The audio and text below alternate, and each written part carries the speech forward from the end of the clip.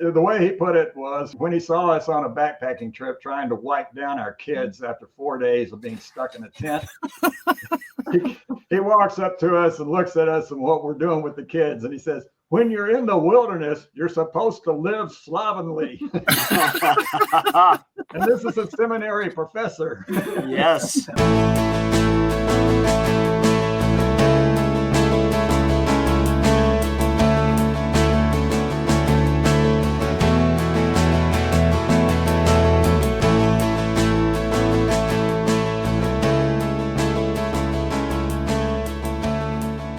Welcome to the Greens and Blues 14er podcast.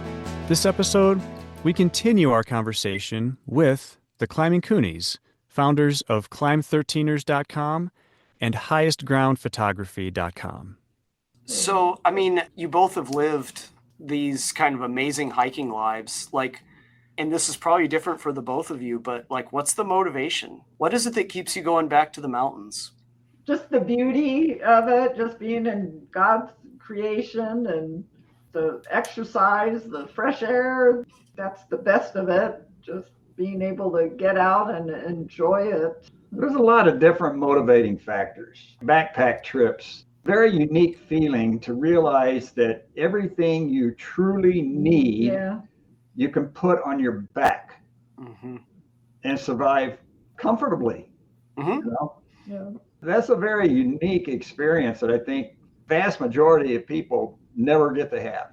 You know? You don't need all the stuff we really have. Yeah, it's a real exercise in minimalism. Yeah. You mentioned, Carrie, your kind of spiritual connection to being outside. And you mentioned earlier, Tim, you went to a seminary. What's the spiritual or religious dimension of hiking for you both? Because I see a lot of references on your website to the beauty of creation and the Bible.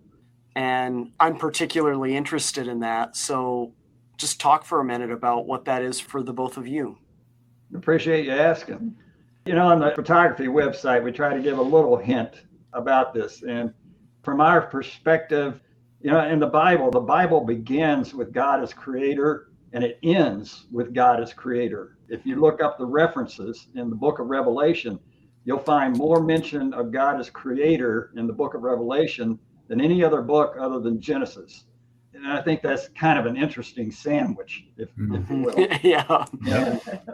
And I think the way we both look at it is one aspect of God that you hardly ever hear anybody discuss is that we think God is a God of beauty, and that beauty is ingrained in the universe.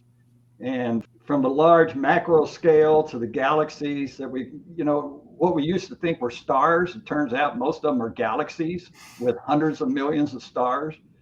And then on the micro level, and there's beauty and symmetry and everything, even on the smallest possible levels. And so that's part of what we're trying to express through the photography. And to add one other thought to that, and that is that we believe that we were designed to be able to perceive that beauty. And then so we have a kind of a favorite saying, Romans chapter 1, if you know any of your scripture, it's a mistake to end up worshiping the creation rather than the creator. And so to us to see all of this and to perceive that beauty and everything results in a worship of the creator. Would you say that hiking is, I know this sounds sacrilegious to some degree, hiking is another form of church for you? Or communion? Communion would be a better word, yeah. Yeah. I guess I don't necessarily feel more spiritual being up in the mountains, but can see the glory of God, you know, and so much of what you see and just the colors and how pleasing it really is. And it clears the mind. Yes. It clears the mind of all the other stuff you don't need. Yep. Something about suffering will do that, right? Yeah. We could use the term redemptive suffering. Yeah, right. Yeah. Somewhat a question and somewhat an encouragement, hopefully. I mean, I think looking at some of the pictures on your website and even the route descriptions, everything that you've done on both websites, I wonder would you consider those even acts of worship in the work that you've done and the ways that you're able to help other people see God's creation the way that you've done? Well, that's an interesting question. I'll tell you an interesting story. So I think it was 2 years ago, maybe 3 years ago now. The platform that my son built the climbing website in, that platform was being discontinued. And so we were going to have to migrate the site over to a totally different platform in order to keep the site going. And we've been in retirement for several years, and it was going to cost, our son was giving us a figure of anywhere from $10,000 to $20,000 to do that migration. Oh, wow. And we didn't really want to spend our retirement savings to do that. Yeah. And so there was one evening, I was sitting at my computer here doing miscellaneous tasks and stuff like that. And had put out, I think I put something on the climbing website about trying to encourage some donations for the site, you know. Out of the blue, got contacted by a company in Oklahoma, out of Tulsa, that was a web design company. And they had built many sites for customers using that old platform. And so they were having to go through this process of conversion. And they had been looking around on the internet and they noticed our site and they saw that it was built on that same platform. So they were contacting us to see if we needed help making that conversion. And I said, sure, yeah, we're interested. And I said, take a look at it, get back to us with a figure. And they came back with a figure, and it was really lowball. And I called my son on it. My son said, they have no idea what they're seeing. And so we went back to him and said, we need you to look at the back end of this and come back with a realistic estimate on it. Okay.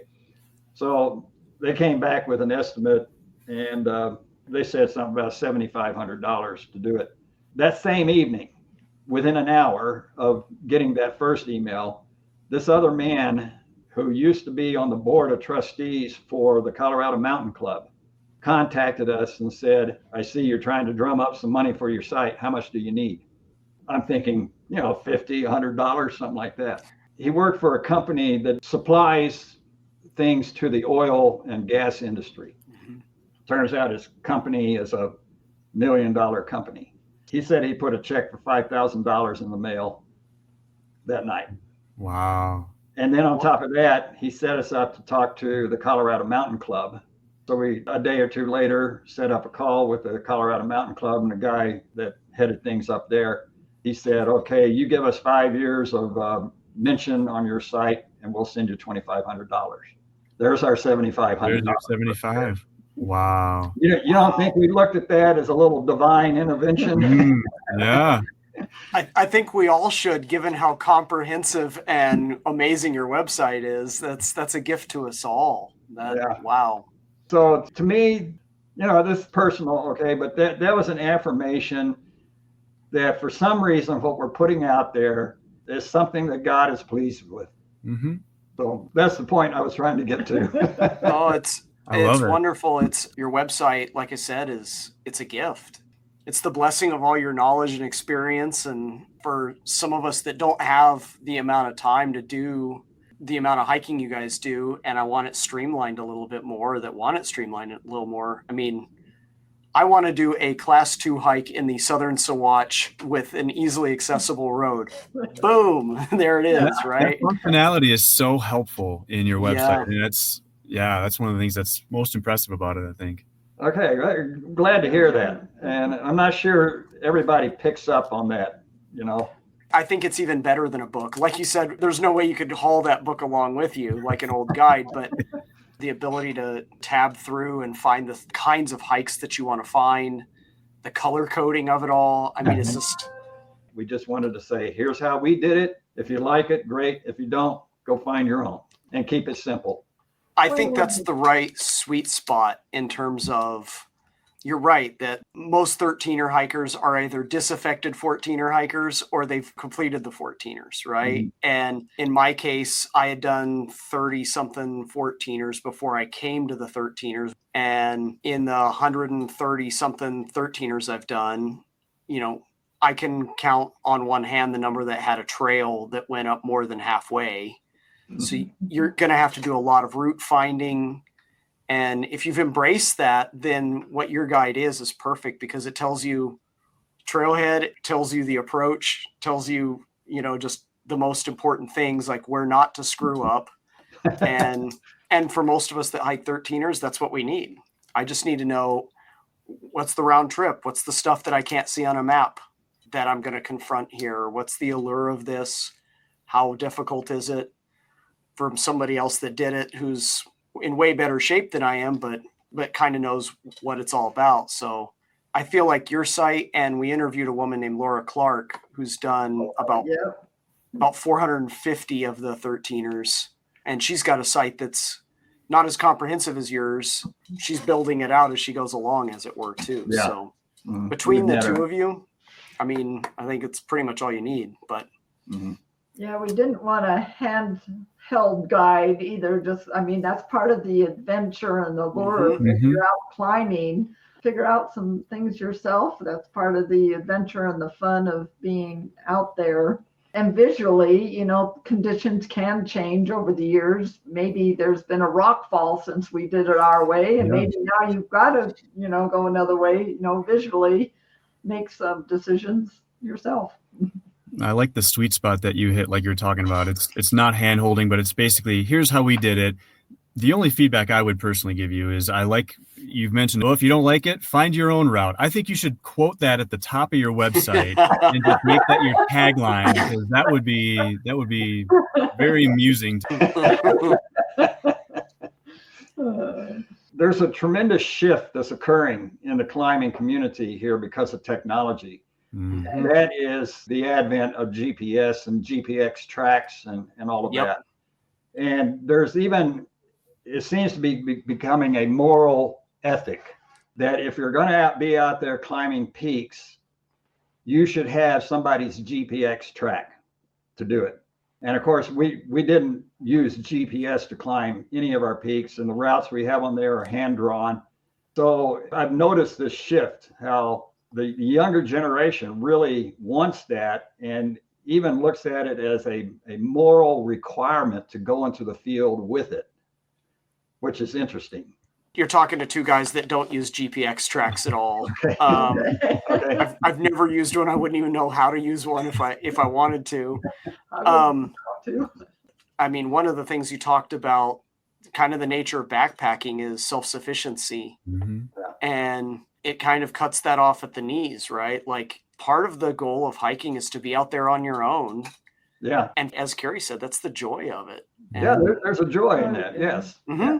And there's a little fear in that too, right? Sometimes you get it wrong. Yeah. But that's part of climbing, whether it's technical rock climbing or peak bagging or whatever, a significant thing is always overcoming that barrier of fear. That's an essential component of it. Yeah. Well, I want to ask you guys one more question before we move on to our rapid fire questions here.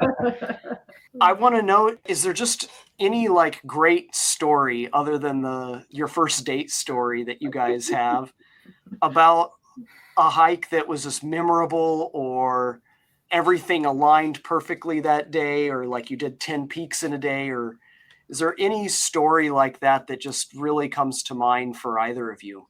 I guess that's one we were kind of thinking about. A lot of times we don't have these phenomenal stories to tell. No, you're too well prepared. Pretty normal and routine so much of the time, for which we're very grateful, of course. I think from a positive side, I think we did a 9-day backpack trip years ago in the Weminuche again. And went in from Hunchback Pass and down to Vallecito, and we're hitting stuff up the Sunlight drainage. And that's when we did Jagged. Then we kind of worked our way north and hit Storm King and Guardian, Silex. I forget how many. I think we did 13 peaks in the 9 days or something like that. And that trip, I think, really stands out with us as a very memorable one. And one that we look back on, and when we read our account of it, we're scratching our head like, how did we do that? you're really high on that trail for so much of it too. Yeah. Above timberline for most of that. Like, you've got to be in great shape doing But that. I must say the one night we were up by the Three Trinities, and we went up during the night and just laid on top of a rock, and it was one of those nights where the stars were just phenomenal. It was so clear. That was another memorable, looking at that vastness of the starry sky. Yeah. Oh, that's good. That's awesome. Well, I hate to ruin it with a podcast gimmick like rapid fire questions, but but this is just a way to just hear some of your quick thoughts on some of the things that you guys have done that you love and some that you don't love as much. So We'll start on a good note. Each of your favorite 14ers. The 14ers, that's hard to remember because that's so long ago. But Go on, it's rapid fire. Come on. Probably, I don't know, Maroon Bells or Capitol. For me, North Maroon Peak. That's just a great climb. when did you both do that? That was early 80s for both of you, right? We did that with Dean. So we did that together. Yeah, North Maroon with Dean. Yeah. But I've done it twice. So I must have done it some other time. Anyhow. How about your favorite mountain that's not a 14er? I think for both of us, it would be Jagged, one of the 14ers. Wow. Beautiful area. It was a beautiful camp spot and very nice climb. Absolutely classic Colorado climb. Did you do it from No Name Creek? Is that where you do that from? We did it up out of Sunlight. It came up Sunlight Creek. Okay. Wow. Maroons, Capitol, and Jagged. You don't mess around. Yeah, those are not walk-ups. Class 1 tunneling up. You're going after it. That's not Sherman. No. That's too rocky. No. To kind of continue the theme, do you have a favorite sub 13er? Like you've mentioned the 12ers or anything lower than that. What would be your favorite mountain in kind of sub 13,000? Is it a canyon in Utah? That gets us into a whole nother area. Yeah. Well, we've done some real easy, some of those tundra ones that are just so beautiful and easy. Where were we this last summer that we just... We do enjoy a nice above tree line tundra hike with the wildflowers, and really at the age we're getting to now, we seek that out. No more Jagged for you. Capitol, yeah. We still like nice scrambling. Okay. Yeah. And I'm probably getting ahead of the rapid fire questions. We're pretty tired of endless talus. Yeah. You've earned the right, I would say, to retire from endless talus. Yeah. Okay, so from favorites to your least favorite mountain experience. Did you ever think of one? Well, I think we both agree. We nicknamed it 13 SOB. What's the IP? It's a little... It barely qualifies as a rank 13er. It's attached to Clark, and it's not much over 13,000. And that was our longest day ever in the mountains to get one peak. I think that was a 15-and-a-half-hour day. Oh, wow. And just trying to do that whole peak in one day. Route finding was horrible. The rock was horrible. Except for the last 300 feet. Last 300 feet to the summit was great scrambling. Yeah, and there's a little formation. You get to one summit, and then you realize that's not the true summit, and you got to go a short distance across what they call the Wings of God, which has this one giant teetering boulder and drop off on either side of it, and that gets you to the other summit. But that one, we decided to rename it 13 SOB. Does not sound fun. For two people that love the mountains, that is not high praise. So. let's switch over to gear. Do you have a favorite piece of gear that you have with you or you have had with you on any of your hikes? Well, for both of us, probably more so for him, but our ice axe is always with us. Yeah. We take our ice axes no matter what. Really? Even in summer? Yes. Yeah. You and my dad, who I think is about your age and from, as I said before, the same part of the world. So he always takes his ice axe. Well, for us at our age, they're crutches, if you will. Yeah, there you go. But to give you a quick story behind this, years ago when we were still hiking with Bob and Fred, we got to talking about one day about all the different things you could do with an ice axe. Mm-hmm. And so we started creating a list. And we decided, well, let's come up with a list of 101 uses for an ice axe. Some of it was comical. Some of it was actually quite true and very practical. Fred and Bob actually put that together, and it was published in an issue of Trail and Timberline. Oh, cool. Oh, wow. Yeah. That's fun. That's cool. All right, next question. What's the best piece of wisdom someone has passed on to you about hiking? Well, it's not about hiking, but one of Bob's favorite sayings being out in the woods and mountains was live slovenly. So that's kind of story behind that, but that's not, it's a rapid fire question. So it's that. Yeah. But, so the slogan live slovenly works. Yeah. The way he put it was when he saw us on a backpacking trip trying to wipe down our kids after 4 days of being stuck in a tent, he walks up to us and looks at us and what we're doing with the kids. And he says, when you're in the wilderness, you're supposed to live slovenly. And this is a seminary professor. Yes. Well, that's why I use slovenly. What a perfect word for all that, right? That's awesome. So I don't know if it's about hiking per se, but that could be a life credo. I might start adopting that. Yeah. Who knows? That sounds great. Quit worrying about that sausage that dropped in the dirt. Just rinse it off and eat it. Come on. Wipe it off and eat it. Quit wiping your kids' bottoms and move on with life. Well, Zach, I'm going to steal this one. Okay. So one of our favorite questions when it comes to talking about the mountains is if hiking in the mountains or hiking in a particular mountain was a song, what song would that be for each of you? Okay. There's an old gospel hymn called Higher Ground. Eric actually does music at his local church too, so he may have heard of it. But I grew up a Baptist. Yeah, well, we sang that. I grew up Southern Baptist, so we sang Okay. All right. I'm sure I've heard it, but I don't have it in my head. Okay. Not in the same way that Onward Christian Soldiers is in my head, is in my mind, right? Well, we took that and kind of reworked the words of it, but used the same melody for our climbing. That's cool. And it's kind of how we came up with the name of the photography website. Yeah. Highest ground. Mm-hmm. That's a double entendre. Highest ground photography. Yeah. I like that. I really want to know. Can you guys sing it? Your version of it?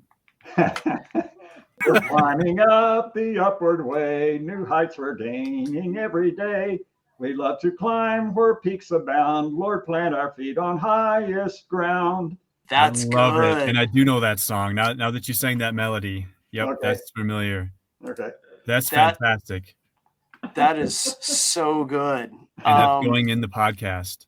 Yeah, that's the new song for the whole thing. We're gonna have to give Tim credit, although we don't make any money. Yeah, we don't, but we'll send you the pennies of royalties for that. Yeah, and I don't know on some. I don't remember what peak, what year, or anything, but some of that we actually wrote down on a peak register, so it's somewhere. I hope to find that one day. That's going to be my new quest. That's my new goal in life. I love it. Best trail food. What's Gorp. the thing you like to eat? Gorp? Gorp. We have our own Gorp mix. What goes into the Cooney family Gorp mix? We get a few bags of the honey nut Chex mix and the turtle mix.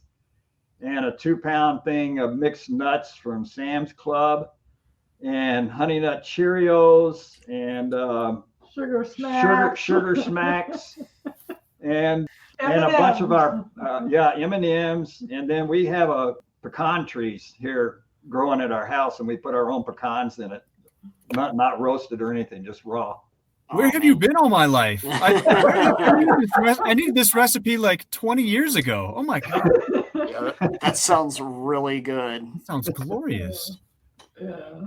This may be a weird one. Well, it is a weird one. Strangest animal encounter. I'm assuming you've had an animal encounter because of all of your experiences. I think that's a safe assumption. What's the strangest one you've run across? Yeah, we've seen wildlife, but an actual encounter, again, a lot of our hikes are so boring and routine. we don't have these phenomenal stories of, all of a sudden this bear jumped out at us or whatever. We've only had maybe 3 bear encounters out of all these years of hiking, and they've been distant. The worst story we have is marmots, and up Vestal Basin, doing Arrow, Vestal, and that group, we were with Fred, and we went off climbing for the day. And when we came back at the end of the day, the marmots had gotten into our equipment. I had a pair of shorts I had left outside hanging on a string to air out, and they had totally chewed those up. They had chewed their way into our tent. And oh my gosh. So they chewed through the zipper to get into the tent. They had defecated on one of our sleeping bags. I think it was mine, because I remember having to wash it out in the creek. And when we got back to camp, one of them was in there taking a nap. And oh my gosh.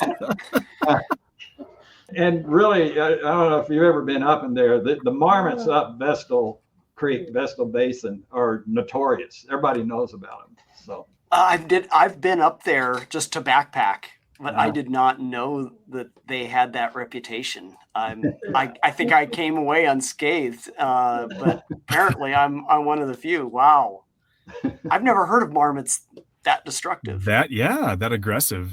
Yeah. Yes. Yeah. So that it's not a weird encounter; it's just a bad encounter. Yeah.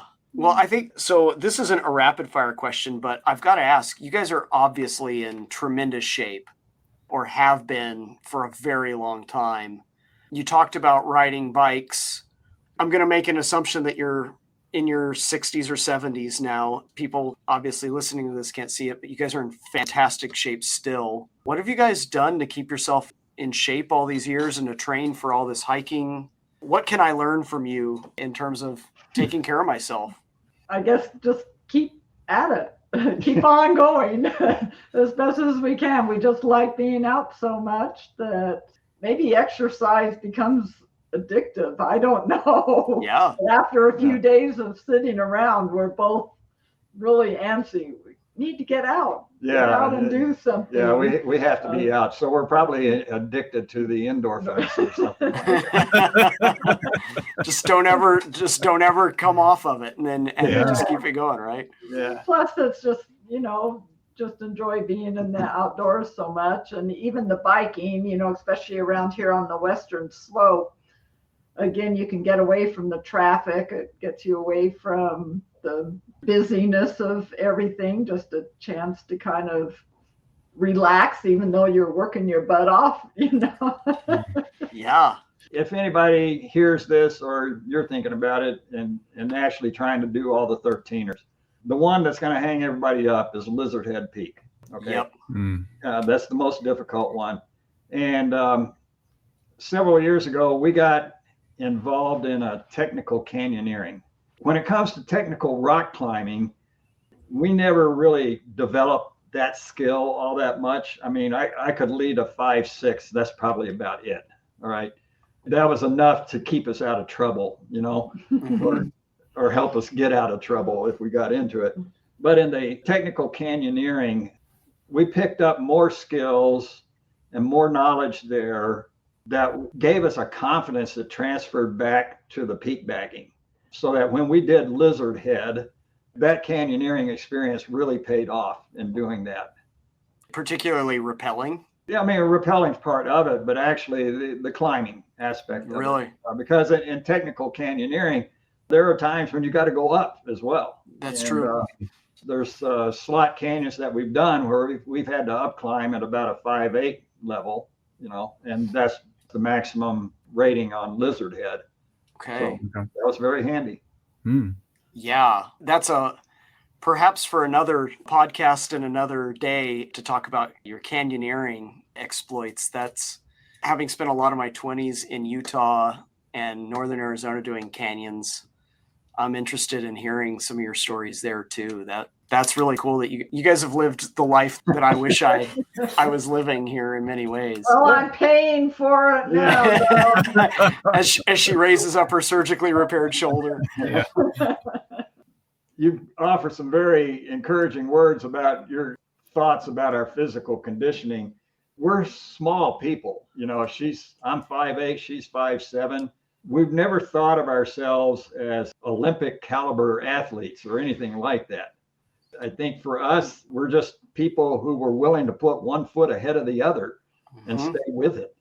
I think there's a lot of people out there who are telling themselves they can't do that, and they can, Yeah. That's just as much training as training in the mind. Yeah. And Yeah, it is just self-discipline, which you guys have in spades. Discipline is a big factor, and that's part of our exercise regime. If you could see the basement here, you'd see some exercise equipment and stuff. So it doesn't hurt having Carrie along, who's apparently tough as nails too. So she is. In fact, a lot of our friends refer to her as Iron Woman. Oh, that's awesome. I have heard nothing here to make me think otherwise. Yep. But again, I think overall we've just been blessed. We just kind of thank the Lord for our good health and physical ability. I mean, that's where it ultimately comes from. What I admire most is that not only did you guys do all this, you did it together. And what a beautiful story. That's awesome. That, like you said, you married your climbing partner, but partner in so many other ways too, right? Like, what a great partnership you both have. Yeah, physically, we're very well matched, so we hike at pretty much the same speed and things like that. So that helps with the compatibility. I'm sure you guys laugh at each other's jokes and stuff too. So last question. What are the memories of hiking that you both cherish the most? Like a specific one or just generally, or just whatever comes to mind. You guys have hiked for 40 plus years together. What are some of the golden ones? It's not very specific, but I think like our son that we told you that he and his family are out doing this now too, to be able to sit down with our son and talk about a peak that we all did together 15 years ago and totally, be on board and relate to it and everything. And even our daughter, she doesn't climb peaks, but she is an outdoor person and she appreciates that. And you can't put a price on something like that. And having passed that on, not only to our kids, but now it's being passed on to our grandkids, Yeah, just the family memories and the bonding, I guess, that brings with that. I think that's a legacy. I think that's perfect. I think that's great. Yeah. Thank you both so much for your time here. You're welcome. Thank you for doing this. Yeah. Oh, this is great. This is like meeting a celebrity for me. Yeah, yeah. Well, like you said, though, we're just average people, just 1 foot at a time. Yeah. It took us many years to do it. Well, the Climbing Cooneys, it has been a pleasure. My cheeks are hurting from laughing and smiling so much. Why don't you tell us again the websites that you have founded? First website is simply climb13ers.com. That's the word climb, 13ers.com. And on it, we have routed every ranked Colorado 13,000 foot peak. And then related to that is highestgroundphotography.com. And there you'll get to see a lot of our photography as a result of many of our climbs. That's awesome. Well, Tim and Carrie Iron Woman Cooney, thank you both so much for joining the Greens and Blues podcast. This has been a joy. Thank you both so much. Okay, thank you. Well, that concludes our conversation with the Climbing Cooneys. Eric, do you have any thoughts? Zach, I have a lot of thoughts. That was a lot of fun. I mentioned during the episode when we were recording with them that my cheeks were hurting because I was just smiling and laughing so much. What a fun couple. Oh my gosh. Really down to earth and lots and lots of great stories about their adventures in Colorado and all the work that they've put into supporting the mountaineering community through their website and just all the work that they put into that website. It was a joy to speak with them. So I really enjoyed it. What did you think, Zach? Oh, just impressed. I could have talked to them for days. I'm sure they have better things to do than to talk to me, but I could have talked to them for days. I really enjoyed that conversation. I think Tim and Carrie are just great people. They're so kind. I really am impressed with people that are both that driven, but yet also that humble. Mm-hmm. I mean, there is a certain way in which at a certain point they wanted to do all the 14ers and all the centennials and all the bicentennials, but they're also, I think, driven by a real love of the mountains. Mm-hmm. And that to me is what's most impressive. And we got to talk to them about kind of the spirit of the mountains, their own religious inspiration for being out in the hills. And I loved hearing that. And yeah, it's inspiring to me as we kind of turn towards the new year to think about how what they do can be translated into what I do. So I really enjoyed it. And I cannot thank them enough for being kind and accommodating and for sitting with us, a couple knuckleheads, for almost 2 hours. So if you're listening to this, Tim and Carrie, thank you so much for doing that, for taking time out of your day, and for just being who you are. Yeah, I completely agree. We thank you, Tim and Carrie, for spending time with us. It was a lot of fun. We really appreciate your time. Zach, any other thoughts? My one other thought is I think we should have them on again in a couple of years or a year. Actually, we should probably do this sooner than later, given I don't know how long we'll do this. Yeah, what's amazing is we talked to them for that long and we didn't even get into specific mountains or Hardly any of that. Yeah, I could just talk to them a lot more. Well, and they have a canyoneering website that they were trying to kind of work on. We didn't even touch that at all. So, oh my gosh. Yeah, I would love to have them on again relatively soon and just kind of maybe get more stories from them and chat with them some more. That would be awesome. And for our listeners who haven't quite caught their websites yet, they are the founders of Climb13ers.com, which, as we've talked about, is a very functional and comprehensive 13ers website with route descriptions, round trip, access to Cal Topo. It has all sorts of great resources on there. They also have founded highestgroundphotography.com, which has some amazingly beautiful photos of their exploits in Colorado and Utah in particular. Both websites are very much worth checking out, so Zach and I would both recommend taking a look at those. And on that note, the Greens and Blues podcast would love to wish everyone a happy holiday season, and thanks again for listening.